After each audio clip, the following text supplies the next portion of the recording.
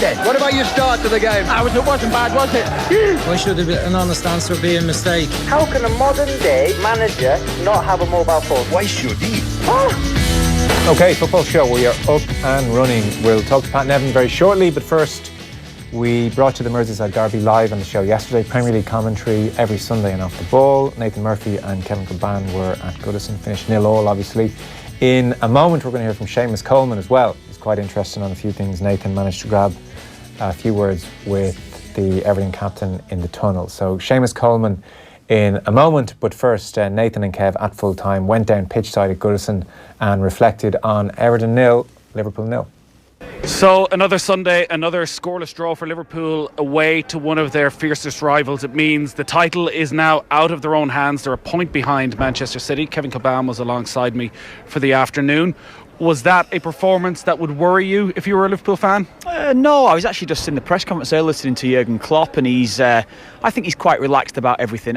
I think today, realistically, was always going to be some sort of tricky performance. I think when you look at it overall, it's like Kenny Dalglish there. You can step in, Kenny. It's fine. Yeah. It's you're all right. Feel free to come in. It's perfectly fine. You get out of here. Well, that's even better. No, but I think in general, I think realistically, the way that Everton have been playing, I think you look at it, and I said it just on the post-match of the commentary there, it's probably 2 points dropped, but this is always that type of environment where if you can get away with taking 3 points in this game, it is a hell of a bonus. So, yes, I think most Liverpool fans will probably feel that way, but I think Everton today did put it up to Liverpool, and it's a performance from Everton that that I haven't seen too often from them. So I think that's got to be the thing that Jurgen Klopp and Liverpool have got to take from it, really. Words like bottle are going to be used a lot over the next week, and the chances that they created, particularly the two from Mo Salah that he had plenty of time to think about, the fact they're not taking those opportunities, is that nerves or is that just the flow of a game that sometimes it doesn't happen? Nerves, maybe that's always going to be around any game, regardless of whether you're playing at the start of the season or you're playing towards the back end of the season. But what I would say is that I did sense, maybe even in the first half today, after the first 20 minutes when we spoke about it today as well before the match, it might be a bit more high tempo, it might be a bit more scrappy, and there might be a little bit of quality that might come in after 20 minutes, and that's what did seem to happen through the game. Mo Salah is through on goal, one-on-one with the goalkeeper. 9 times out of 10 you're expecting him to score. Now he's had 2 gilt-edged chances today, and I think he should be scoring at least one of those, particularly the first one. That's what I'd say. The second one maybe should have gone with his right foot. He allowed Michael Keane to get back and make the challenge, but the first one, I said last season Mo Salah scoring that. So I think realistically, I thought the Fabinho one was probably the better chance, but if you're talking in relation to Mo Salah, I thought it probably was a little bit of an edgy performance from him today, a little bit nervy. From what I'd seen him and what we've both seen him so often, we've seen him so often so clinical, so free flowing. Today we didn't see that from Mo Salah. These sides met in the space of a fortnight back in December, and Liverpool took 6 points from the games against Everton and Manchester United at home, and it was the substitutes that made the difference. The substitutes over the last week that Jurgen Klopp's made, considering there's a feeling they do have a bit more depth. Did he get his changes right? He took Mo Salah off last week, he took Sadio Mane off this week? I was surprised that Mo Salah went off last week. That's certainly the case. Sadio Mane was having little impact on the game today. Now you can look at it and maybe say you're looking at his bench and you're looking at Shaqiri. Where was Shaqiri in the last couple of games? Why wasn't he getting on sooner? Why didn't he come on today? That is a thing that I may be looking at if I'm thinking of Shaqiri there, because I think he's the one that might be able to change that game today, because simply that sort of game-changing play that they actually brought to the football club. Mane, you spoke about him prior to the game today, the form that he's in. He didn't have a lot in the game, did he? That was the thing. I thought a lot of the balls were bouncing off, and now that was largely down to Zuma and Keane that played up against him. I thought they played really well up against him because he's played through the middle today as a number 9, and he had very little influence on the match. So substitutions, yes, maybe slightly. Well, yes, I would say, and ultimately he probably could have got one or two of those decisions, or made one or two a different decision. Although, and James Milner came on, he did make an impact on that game. He put 2 or 3 brilliant crosses in that Liverpool were failing to do throughout. So if I'm looking at it from that sort of side of it, perhaps maybe he got one right and perhaps another one wrong. The cliche at this stage of a season generally would be point behind, 9 games left, twists and turns of the title race. It's still very much up for grabs. With the way City have sort of ground out 1-0 wins, been totally dominant in both those games, do you think that there are those sort of twists and turns with this Manchester City side, or do you just see them powering on from here? I fancy City anyway. I've been saying that for such a long time as it is. I fancy City to win the league. I do. I think the depth of the squad. I think even the last two games make that even stronger for me. I know at Bournemouth yesterday, you look at it, dominance they had, but they only winning 1-0. The other night when they only win 1-0, I think that's a show of strength, because Man City have been blowing sides away. We've seen that City can do that. Have we seen the other side of it? Maybe that they can actually grind a result out when necessary, when the pressure's seriously on, and that suggests to me that they can with the last two results that they've had. I think the depth of the squad, the only thing that could go against them is you're going for 4 trophies, and of course we all know that could take its toll on the side. But I still think, and I thought it for, well, I probably thought it all the way through, City will go on and win the league with the depth of the squad that they've got and the strength. We've managed to spend the last 2 or 3 months pretty much every Saturday afternoon, every time we spoke about Ireland, talking about the right back position and Seamus Coleman's struggles with form and the brilliance of Matt Doherty, and whether they can play in the same team or whether it's one or the other. Seamus Coleman's had a very good week. Back in the side, set up a goal against Cardiff, went up against Andy Robertson, Sadio Mane, James Milner, Gini Wijnaldum at different times today, and didn't really put a foot wrong. Yeah. Does that performance today and what's happened over the last week say to you that he's sort of undroppable for Ireland? No, Mr. Ken Wright, how you doing? Good to see you. You all right? How you doing? All right. One of my heroes in. Delete that bit. I don't know where we are now. Seamus. I mean, no. He's distracted. No, personally, I've never wavered from it, have I? I think that Seamus Coleman has to start every game. I think he's the captain. Yes, he hasn't been at his very, very best this season. I think the last few weeks or the last couple of games has shown me that he is as good as ever. I do think that he was absolutely outstanding today. I think getting forward, we saw him defensively. That's as good a performance as you're going to see from any right back that's around the place. So that was really telling today, that how well he played defensively, and I was really pleased about that from his point of view. But I've never wavered from the fact is that he's our captain. He simply has to play. I don't see Mick McCarthy making any other decision other than he will play. And I think it's about fitting Matt Doherty into the side around it. I feel like we should just stay here for another 20 minutes and do a live show and see who's the next person to walk past that we can somehow drag into camera. I don't think we'll top Kenny Dalglish though. No. Well, you've been pied off enough this week, haven't you? Got Declan Rice and Kenny Dalglish. Bloody hell! Big names. The ego is gone. All right, we'll talk to you soon. Go on. That felt like a proper derby. It was tight. It was tense. It was tough. What was it like to play in? Yeah, exactly. All the words you said. I think it was a tough game for us, and we wanted all 3 points. We didn't get that, but I thought the fans were brilliant today. They really pushed us on, and I thought our performance, got better the louder they got as well. And I feel like we could have won the game, and unfortunately we didn't. But I think the performance was better and something we can be happy with. Is there almost mixed emotions with a performance like that and the level you get to, considering what's happened over the last 2 or 3 months, that you haven't been able to be consistently at that level?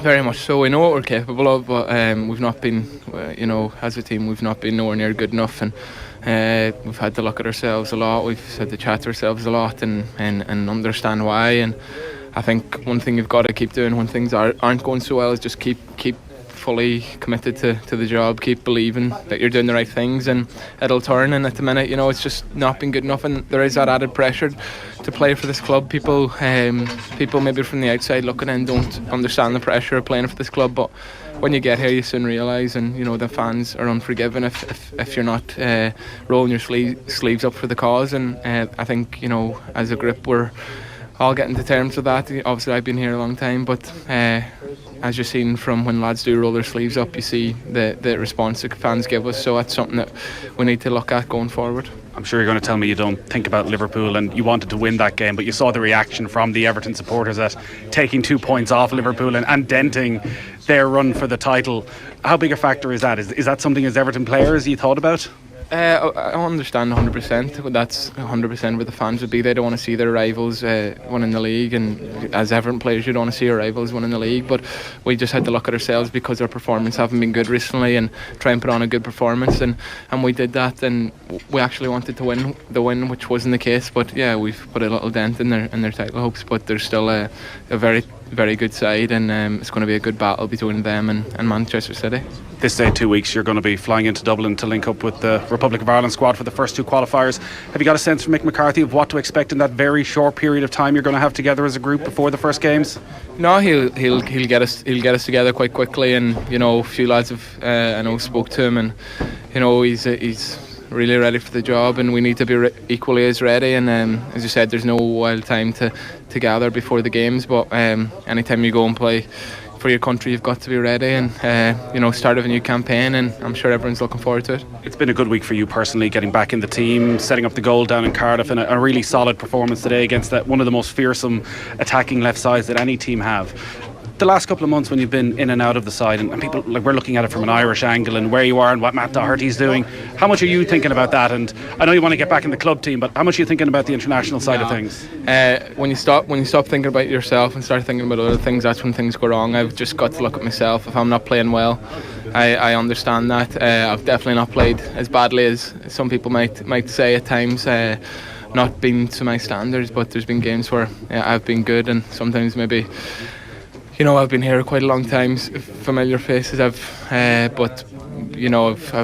for my own standards, not been where I want to be, but definitely not been as bad as maybe people have made out. And I'm comfortable to play at this level and against top sides like that. I enjoy defending, enjoy trying to get forward, but you've just got to worry about yourself, concentrate on yourself, keep doing the right things. And over a 10-year career, there's going to be good and bad, and you just got to keep fighting and keep battling. Where do you stand on the Matt Doherty situation? Do you feel you're going for that one right back spot, or do you feel you could actually complement each other quite well up the right wing? That's not up to me, that's up to the manager. Matt's having a brilliant season in a right wing back position, which is something that maybe I haven't played as much as Matt, but he's doing great in that position. It gives him license to get forward, to get in at the back post, and for me, it's me against me at all times. It's not me against anyone else, and I want to see every Irish player doing well, because more Irish players doing well, the better chance we have of succeeding. And at the minute, I think quite a few lads are doing really well as well. Alan Brown at Preston's doing very well, Ronan Curtis at Portsmouth. So we've got lads doing well, in form, and let's see how we can go this campaign. And I'm sure from a captaincy point of view as well, you're desperate to keep hold of it, so that your last memories of being Ireland captain aren't what happened at the end of last year.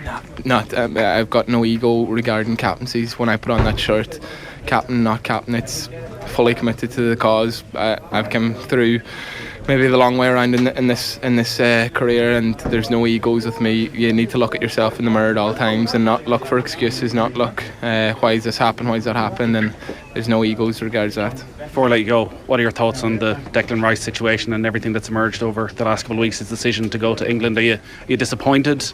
Of course, massively disappointed. He's a top player, and we're seeing that week in, week out, but Declan Rice, his career now, and good luck to him with England, but I think that subject needs to stop. He's not an Irish player anymore, and I think yourselves and everyone else, I know you have to talk about it, but you're talking about an English player, so there's no point.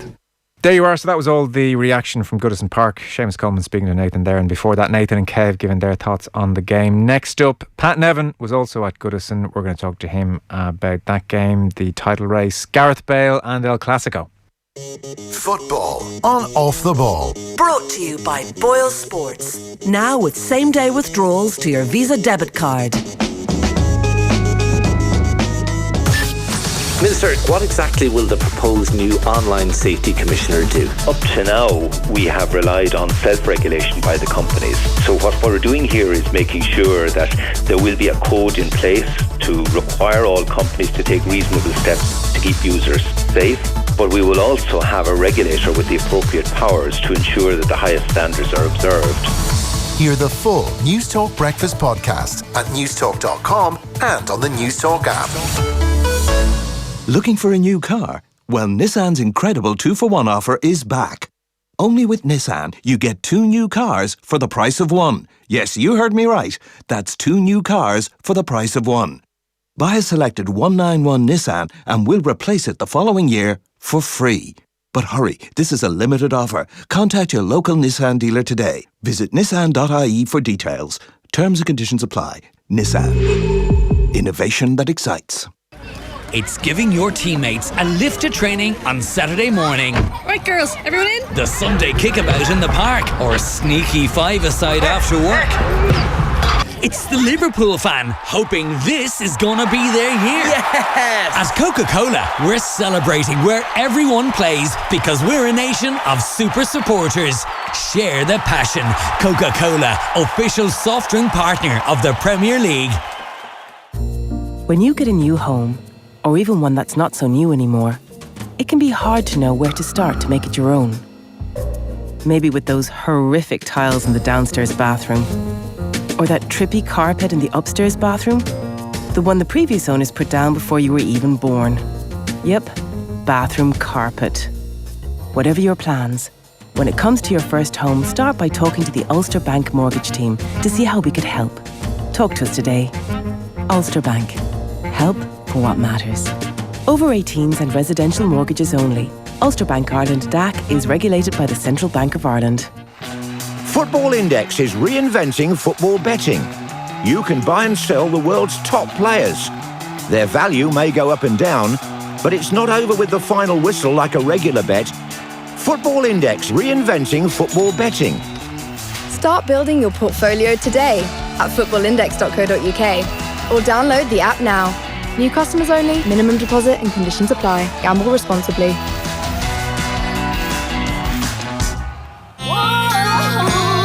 Free installation on all freestanding appliances. I like. Oh, just because I'm a glamorous international celebrity doesn't mean I don't like a good bargain, you know. Washing machines, dryers, fridge freezers, dishwashers. Get free installation on all freestanding appliances right now. They'll even take away your old one for free. See the full range and shop now at appliancesdelivered.ie. Off the ball. This is News Talk.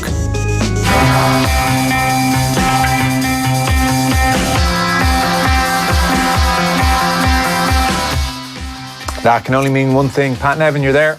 Yes, I'm here. How are you doing, Joe? You well? Great, yeah. How's the form? Very good, very good. You catch me at home, which is pretty unusual at the moment. Doing so much travelling. Yesterday was Merseyside, the day before was London, down at that Chelsea Spurs game, which was pretty exciting stuff. And heading off tomorrow to Paris for the PSG Man United game. So nice to go home. It's a really tough job, as you know. Yes, it sure is. Hey, you mentioned you were at Goodison. Our commentator there on the afternoon sent me a shot of the programme which had Dodgy Barnett, Pat Nevin. Did you see this in the match programme? Do you know what? I got the match programme, but I never looked at it. Well, I'd throw it away, Pat. I'd throw it away. It was like one of those what's hot, what's not sidebars, a douse of nostalgia in there, and they had Dodgy Barnett, Pat Nevin, and you with your big comb over thing, which is anything but dodgy back in the day. To be honest, in those days, I didn't want to be seen as stylish by football people. I really thought that would be the worst thing imaginable, to be seen as stylish by them. So, Liverpool, 5 points from 9 across this week, 2-0 all draws at Old Trafford and Goodison. I'm trying to work out if this has been a good week or a bad week for them. Well, I don't think it's been a particularly good week for them. And specifically, you know, the last season they were going and turning over teams, and for all the kind of decent play that Everton have tried to put together, Everton aren't a team that would have stopped Liverpool last season whenever Liverpool played at their best, and even this season as well. Now, there was a game at Watford they did really well there, but trying to play that way that they play at that pace and that tempo all the way through the season, and then now and again just comes a game and it just hits them, and it usually happens away from home, and there's no doubt it happened in this game. They were the better side, Liverpool, without a doubt. But I was thinking more about like when I went to see Red Star over at Red Star Liverpool, and that's a team they should have beat with their eyes shut, and they didn't. And it's just that thing which we probably said right at the start of the season.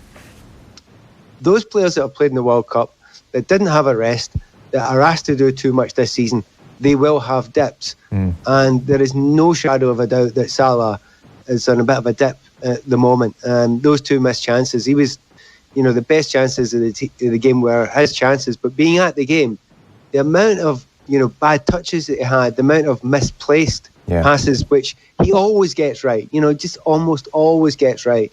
And you can see there's just that jaded kind of feel about him. Now, this is not digging at Salah. I would say the same about periods of time with, well, De Bruyne is injured again. There's another one, classic example, creative player, been asked to really tear it up. And it gets to them, you know, particularly after World Cup. Hazard, watching him try to play against Spurs was a wee bit of a shame. He was that knackered. after the previous game against Manchester City at Wembley for 120 minutes. And it's these players, you're asking them to do this level of work for this amount of the season, and they just fade. And because there's so much riding on that front three, Mane, obviously Salah as well, there's so much riding. Firmino just coming back from an injury as well, and he doesn't look quite himself. It's nothing wrong with their play. They're a really good side, but they've not got anywhere near the depth that Manchester City have got. Yeah. I guess maybe I should have rephrased that as a bad or disastrous week. The reason I'm not as kind of doom and gloom from a Liverpool perspective is that they are over the worst of it now. I mean, their away trips now are pretty okay. They're certainly better than Manchester City's, who have to go to Old Trafford themselves, and they will have the comforts of Anfield, and they're still really, properly within touching distance. It's just there was this massive sense of gloom I felt at full time yesterday, and this almost outpouring on Twitter of Liverpool fans and non-Liverpool fans saying, well, this kind of proves it, we're just not good enough. I don't agree it's all over. I mean, I, anyone who says that on Twitter, it's just usually a knee-jerk reaction afterwards, because it wasn't a good display. You can see the tiredness there. Weaknesses always show up in these moments. The limited amount of creativity there is from that midfield. Yeah. I mean, they're good players, but, it's not the most creative bunch. When you put Henderson there, and Wijnaldum's a lovely player, but he's not scoring and creating that many goals. And certainly it's the same with Fabinho, who, another player who didn't look great on the day.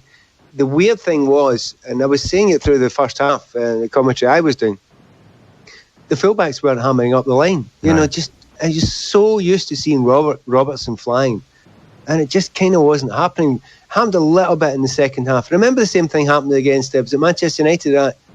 It was actually Manchester City. Man City. Yeah. And I was thinking, why are you not going? And when they went, it looked much, much better. I don't think it's Klopp saying to them, don't do it. I just think, there is a bit of a jaded kind of feel about the group, because it's all very well saying that 2 or 3 are feeling a little bit tired. That means you cannot play that high pressure game. You can't do it with 8, 9. You have to do it with 10. And they don't have a midfielder, or even you probably need 2, who can really just wrestle control of a game in a concerted way and just slowly but surely pin an opposition back the way Man City can. They can at home, I think. I mean, they do at home. They've got that kind of belief about themselves at home. But being able to do it away from home seems to be much more difficult. They've done it plenty of times away from home. Was it Watford that during the week they had 5? They weren't bad there. That was all right. So they're capable of doing it, but doing it relentlessly, every single game, 3 games a week, no stop at all. It's just incredibly hard if you ask the same guys to do it.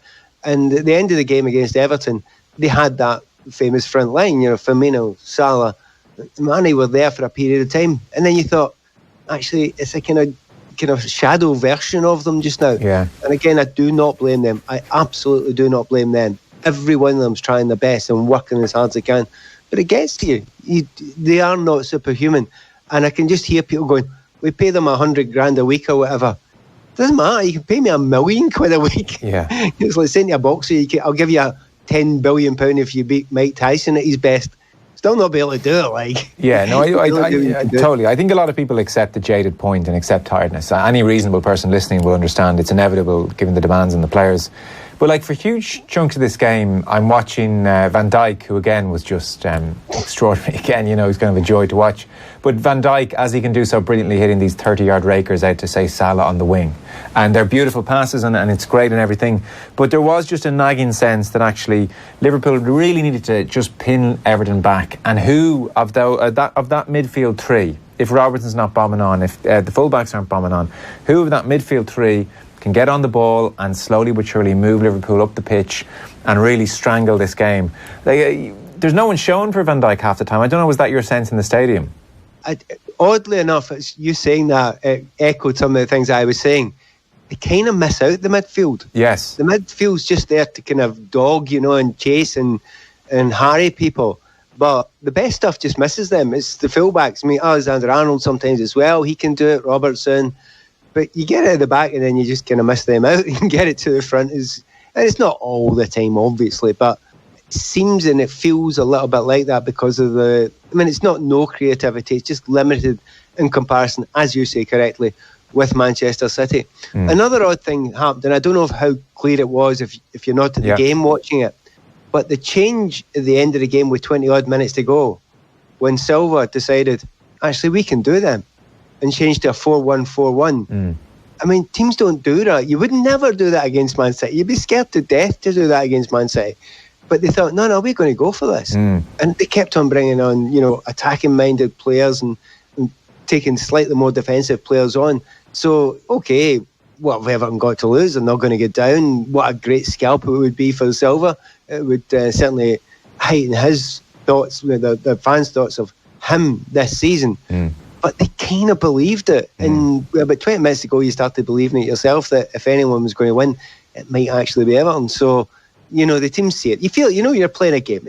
It's almost impossible to explain. But you know it when that group you're playing against are kind of shaking and they're kind of weakening, and they all look generally a wee bit tired. And I think Everton felt that. They started to sense it. Gomez came on, he can beat a man in midfield, and there was a moment where I think it was Robertson smashed Richarlison on the touchline, and Gary Neville on commentary made the point that is the actions of a fullback who really doesn't want Richarlison to knock it by him and to get into a foot race with him to the end line. It's just that's just a textbook. I'm not getting into a race with you. And as you said, that psychic energy that's on a pitch sometimes Everton sensed it. You felt as well. Was there anybody in the shape of Milner, Keita, Lallana, Shaqiri, who could have been added to that midfield mix? I know Milner was on 63 minutes, but is there anyone there who can be thrown in for those sticky days where actually just having workman-like midfield and this uber-talented front line isn't enough? I have no idea why he didn't bring on Shaqiri. I've really no idea.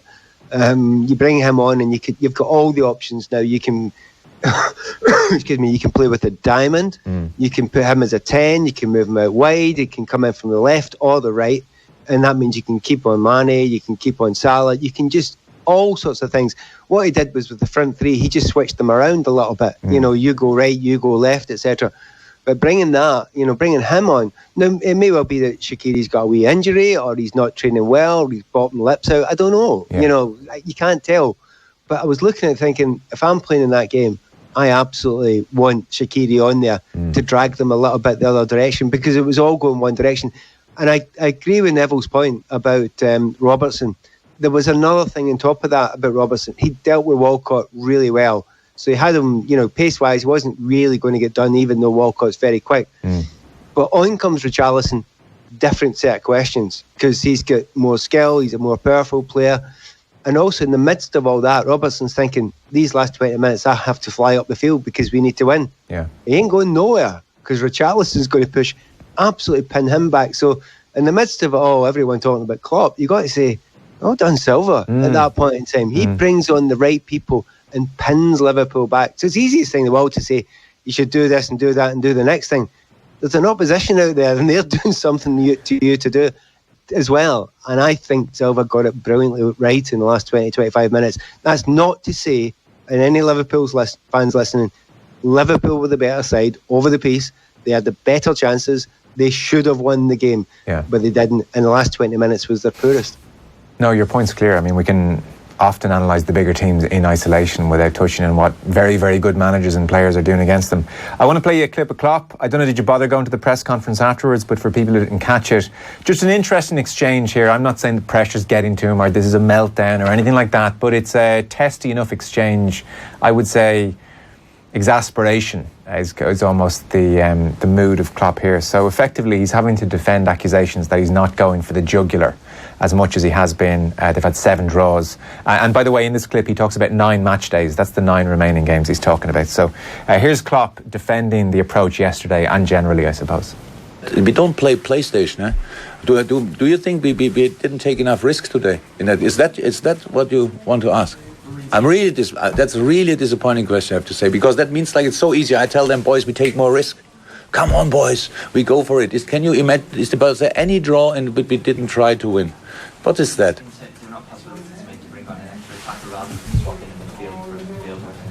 An extra attacker in this, just to go wild. 9 match days. obviously, I said a lot of reasons why in Liverpool you are all not experienced in obviously fighting well. You think it's again PlayStation, bring an extra attacker and football change. That's not like that. We are offensive enough. Football doesn't work like that. Come on. And there's not nine games to go. And but what is that? We don't lose our nerves. Not like you, obviously. That's like, because it's just, you have this, it's the second time that you ask a question I really don't get. Because it's just, City won yesterday in a game where they had 20 chances or so with one shot in the short corner, which Boruc usually picks. Easy, but they won it. So Stegen did another strike and another striker. Yes, it can happen that sometimes you need them, sometimes you don't do it. You need the right things in the right moment. And that doesn't only work if another striker. You cannot start with 4 or 5 strikers in a striker way. Nothing else to do than try to score. We have an offensive team. That's absolutely okay, and we take the risk, no doubt about that. But it's not like that. There's not the moment where we say, come on now, throw everything in that direction. You cannot play in the Premier League like that. We play next week Burnley. If we play only offensive, they kill us in a counter-attack, 100%, whatever we want. No doubt, they don't wait for us. They look where we have problems and then try to punish us there. See, that's all fair enough. Like, Liverpool did create enough to win the game. Everything he said is perfectly reasonable. It's the tone, isn't it? Yeah. It's the exasperated tone. That's all it is. To be honest, I've kind of echoed some of the things that he said there. You know, and the question I was saying, bring on Shaqiri. I think you still get 4 defenders. You still get 2 sitting midfielders that you can stick in there and let those 4 go. You know, that's not saying bring on millions of attackers. And I don't think that's what the thinking is of some of the journalists. But it's the exasperation and the tone. You know, so yeah, he's feeling the pressure, but they all do. They just hide it quite well sometimes, and he hides it brilliantly most of the time. But you could tell he was exasperated by that one. Remember, it's a derby. It's a Liverpool-Everton derby. That's adding the tension on top of it. You suddenly slip behind Manchester City, who you know might actually win every single game of the season. So it's not in your hands anymore. Yeah. So all those things are all preying on him just now. There is another thing, and I have to be brutally honest about it. Most managers, when they do a press conference, they will not say it out loud. They're looking down at those press guys and thinking, you know the square root of nothing in comparison to me. They do think that. Now, they probably do know a hell of a lot. I sort of think they're entitled to think that, you know, myself included, they're entitled to think that. Yeah, and they do think that. That's the way they feel, right? Yeah. But you can never really say it. They can never really say it out loud. But when that exasperation comes, they're right on the edge of it sometimes. Yeah. You know, my favourite one is, Sean Dyche. He doesn't hide it. He just says it, like he feels it. But the rest of them feel that. So that exasperation is coming on, saying, come on, guys, give us a break. What are you talking about? Do you know the game? Which is code for, you don't know the game. No, it's true. And look, I'm sure it is frustrating when you go through a game like that, and one of the questions is, could you not have gone for it a bit more? You know, would you not have thrown on another attacker? And I can see where the exasperation comes from. But regarding managers looking out with disdain on the group, we did have one Giovanni Trapattoni here for several years as Ireland manager, and there were some great moments. A personal highlight was at Euro 2012, when we were asking him various questions about the approach in the press conference, as one does, I suppose. It was a particularly bad tournament. And then an Italian journalist asked a question, and you didn't need to be an expert in Italian for Trapattoni said back in Italian to his journalist friend. He just sort of gestured to all the us Irish pixies, and he just sort of said non campione. You know, I'm pretty much saying we're not champions. I picked up that much. You know, he just, they don't understand. They're non campione, not like us, not like us Italians. You know what? I remember Klopp doing a very similar thing. I was a game at Hoffenheim. No, it wasn't Hoffenheim. Actually, you know, it wasn't Klopp. It was Pep. And the questions from the English journalists were very much on what was the topic, who was the big problem of the day. And he was completely dismissive of each question and give them all with 10 seconds. And then the German questions come in, and then some of the other questions come in. And he spent like 4 minutes and he's explaining technical stuff, and you're just thinking, and I talked to some of the British journalists about it, and they just say, look, we can ask them all technical stuff, but we're not getting into our papers a lot of the time. Yeah. They just want the big story. So there's a kind of there is that feeling between the two sides that you don't get the technical side of it when you get in, certainly the British papers. That's what they think. Yeah, and it's a pity actually, because I think there is a quiet thirst out there for it. A quick diversion then. Gareth Bale was booed off in El Clasico, and his agent Jonathan Barnett has said the way the Real fans treat Gareth Bale, nothing short of a disgrace. 6 years been in Spain, he's won everything, one of the best players in the world. Those fans should be kissing his feet, and on it goes, and he's shooting down the suggestion that Bale will leave in the summer, and he's saying he does speak reasonable Spanish and so on. The point I wanted to put to you was Barcelona are on course for 8 league titles in 11 years. So if we go back, what's 11 years ago? 08. So kind of from 09, where they whooped United, that was a real high point. Less brilliant over the last 6-7 years, this Barcelona side, and in the meantime they've won the league pretty much straight through, versus Madrid, who've won 4 of the past European Cups. So this more recent 6, 7, 8 years, are Barcelona clearly the better team, given that they've won all these league titles, but Madrid have won 4 of the past 5 European Cups, which is the second best run in the competition going back to the 1950s. How are we going to remember these two sides at the moment? They are a perfect mirror of their attitudes, an absolute perfect mirror of their attitudes. Barcelona are a team, and have been a team, and care about the group ethic, and work about the group ethic. And if you like that, you win leagues. That's what you can do. You get brilliance in it as well, but that's how you win leagues. You keep on going and you're brilliant all the time. But if you're a bunch of Galacticos, you turn up when you need to turn up. And that's what they do. It's an amazing amount of times you watch Madrid over the years. Time and again you think, well, I go back to a couple, it was 2 years ago when they played Tottenham Hotspur, and they get battered by Tottenham Hotspur, and I thought they'll never win it. And they did. They won the competition that year, because those big players turned up when they need to turn up. But you don't win leagues by doing that. You just don't. That sums up the attitudes of the clubs. One's an absolute team ethic base, and one is a Galactical base. And it doesn't surprise me. It surprises me maybe that they have managed to pull it out the bag, because one of the old cliches in football is you can't just turn on genius. Yeah. Well, they can sometimes actually when they really need to. But I think they're a mirror of their personality. Yeah, it's a fair point. Madrid do prove a lot of those cliches wrong. You get what you deserve and what you put into the game and all these various things, and yet 4 of the past European Cups. Do you regard them as a great team? That's a great question. You kind of got to, grudgingly, in a way.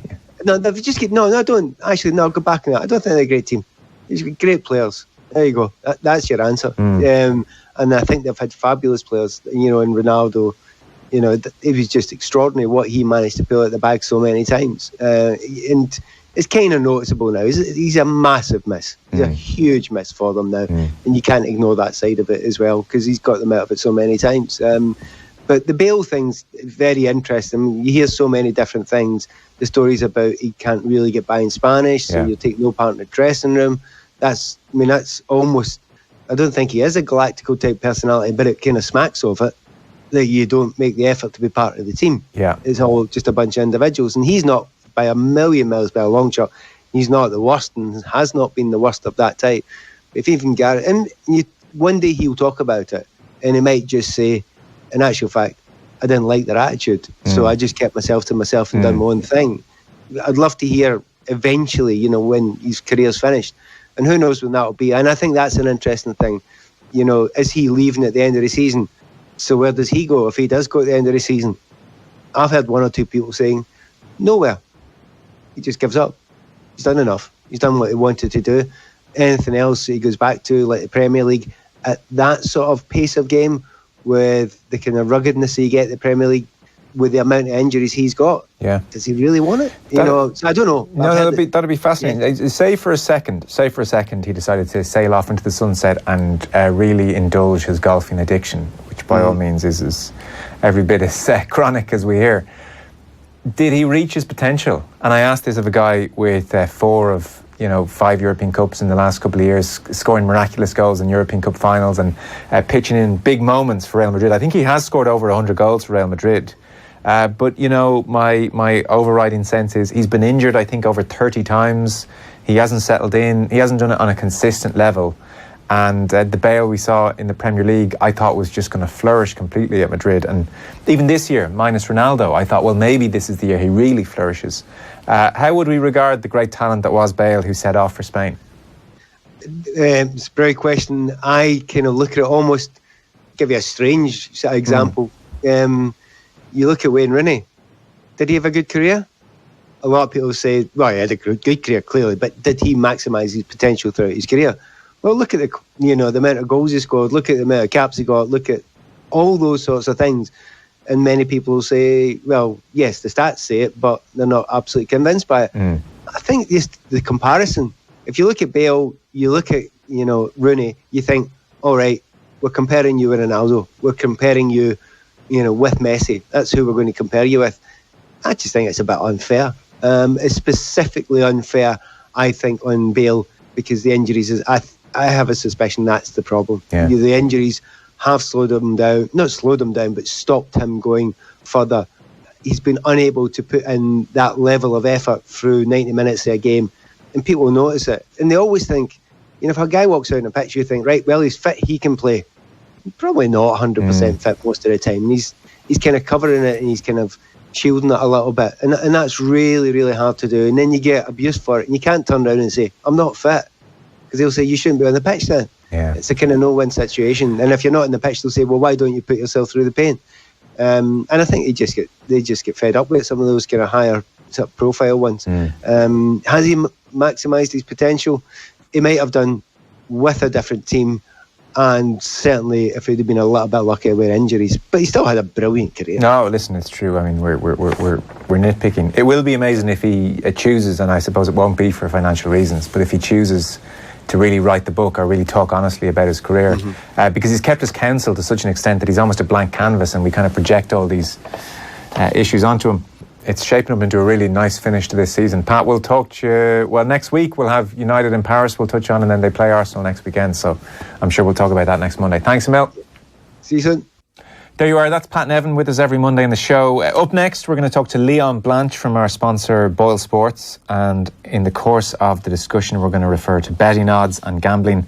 And if you're affected by this type of content, then you can check out for a few moments and go elsewhere. That's no problem. Remember to gamble sensibly. And for more, check gambleaware.ie or visit dunlewy.net. That's DUNLEWEY.net. Back in a second.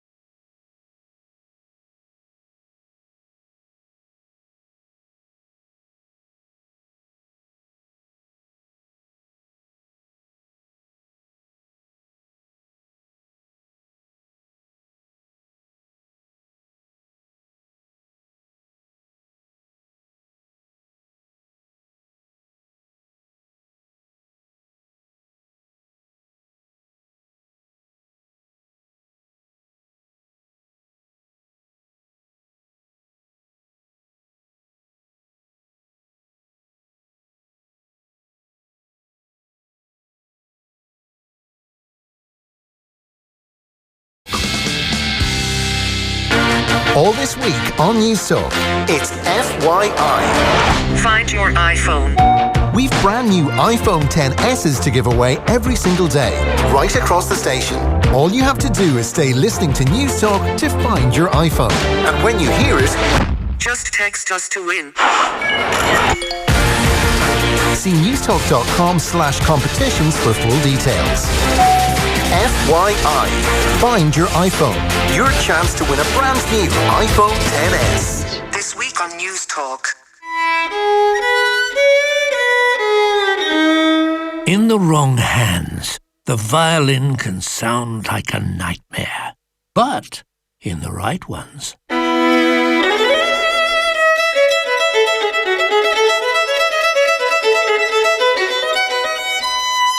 Put your Skoda in the hands of our experts. Book your service at skodaservice.ie. The price will also hit the right notes. This isn't gonna be easy. Why are you talking in that voice? Late nights, intensive research. Forget about seeing your family. Well, you're my wife. We'll chase every lead, shake down every witness. Wait, what? Cross-reference every offer and triangulate every promotion until we find it. Find what? The way, Peter. The way to save on car insurance. But I already went on to 123.ie. Save 10%, no questions asked. Oh, I better cancel those sniffer dogs. Simple is smarter. Get 10% off new car insurance when you buy online at 123.ie. Acceptance criteria, T's and C's apply. 123 Money Limited trading as 123.ie is regulated by the Central Bank of Ireland. RSA Insurance Ireland Act provides 123.ie car insurance. As a Club Ireland member, you can experience the beautiful game like never before. Savour the hospitality, the excitement on the pitch, and the best premium seats in the Aviva Stadium from just €100 per match. With 3, 5 and 10-year Club Ireland membership, you can enjoy exclusive football experiences, priority on away tickets, and an evening with Mick McCarthy. It really is a match day with more. Visit fai.ie/Club Ireland and be at the heart of it all. This Irish success story is brought to you by Guaranteed Irish. They said it couldn't be done, bringing broadband to the Aran Islands. But Viatel proved them wrong. Powering the digital revolution, Viatel in Dublin also supports 75 jobs. Guaranteed Irish helps you support companies that are altogether better choices for our communities. So, look out for it. Guaranteedirish.ie. Altogether better. Off the ball. This is News Talk. Welcome back. So we've got Leon Blanche on the line now from our sponsor, Boyle Sports. Evening, Leon. Good evening, Joe. How are you? Yeah, very well. So Champions League is back with us. We have Dortmund against Spurs tomorrow night. Spurs are in pretty good shape here. Are we expecting them to beat Dortmund again? Certainly go through, I would think. Yeah, look, they're 1-20 to make it through into the Champions League quarter-finals. It was a great second-half performance from Tottenham Hotspur against Dortmund. They obviously scored 3 goals in the second half and, crucially, kept a clean sheet. Dortmund will be hoping to maybe get an early goal and try and rattle Spurs a little bit. Dortmund are favourite just to win on the night at 10-11. Spurs are 13-5, and the draw has been backed. The draw has come in from 100-30. It's now a 14-5 chance. So, look, I think if Spurs score 1 goal, Joe, it makes it almost impossible for Dortmund to go through. They'd have to score 5 if Spurs get that 1 away goal. Harry Kane is 11-2 to score first. Heung-min Son is available at 7-1. I think Spurs and Mauricio Pochettino will be coming into this game happy that they got something from the North London derby. If they didn't, they would have been coming into this match off the back of 3 successive defeats. So 3-0 first leg lead. It would be a major surprise if Tottenham didn't make it through to the last 8. And this is kind of it for Spurs and Pochettino in many respects, isn't it? The league is gone. If they want to do something really special as a group, they have a brilliant first 13, 14 players, maybe not the squad to win a Premier League, but they can do something in this competition and it would totally just change the whole atmosphere around the club. Yeah, absolutely. I think Pochettino and these group of players are just desperate to win something. And what about winning the Champions League? And if they get into the quarterfinals, it all depends on the draw.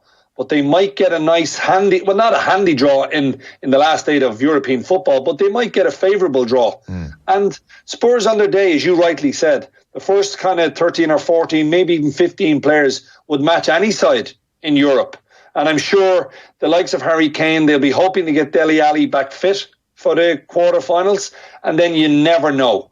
And Pochettino, I know he's been saying a few things that people have been questioning. It'll take 5 to 10 years to win a league. Yeah. But I think if he was to go far in the Champions League, maybe that would alter his view. But it's great for Spurs fans. We all felt this Dortmund tie would be very tricky, but they've come through the first leg with flying colours. Yeah, look, Jimmy Traore has a Champions League. Nothing is impossible.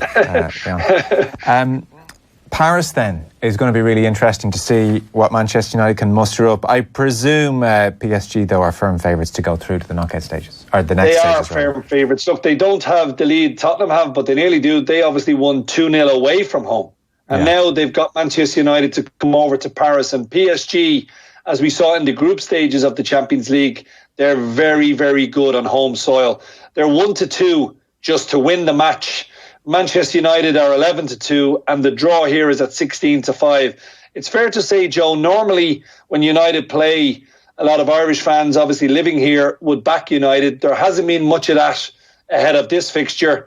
And I think looking at Solskjaer and the remarkable job he's done so far at Old Trafford, I think going to Paris and not getting an absolute mauling would be a decent result. I think if they can keep it tight, maybe lose by the odd goal, it wouldn't be the be-all and end-all of everything. I think top 4 and maybe winning the FA Cup is what Manchester United fans should be certainly concentrating on.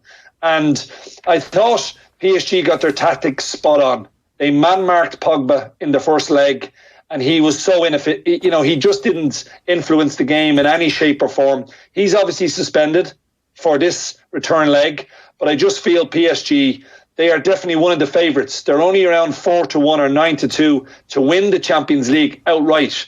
And with the squad they have at their disposal, sooner rather than later, they need to be winning a big European competition. You certainly do. Leon, thanks a million for that. Cheers. All the best, Joe. Leon there from our football sponsor, Boyle Sports. For more information, you can check out offtheball.com/Boyle Sports. And remember to gamble sensibly. And if you're in need of any help or advice, then the place to go to is dunlewey.net. That's DUNLEWEY.net. That is us done for this evening here in the show. Tomorrow morning, OTBAM live as usual on all our social channels from 7:45. And then tomorrow night we're back. Lots of Champions League, as we've just been discussing. We'll have Kenny Cunningham in studio. Tom Dunn is up next. Good luck.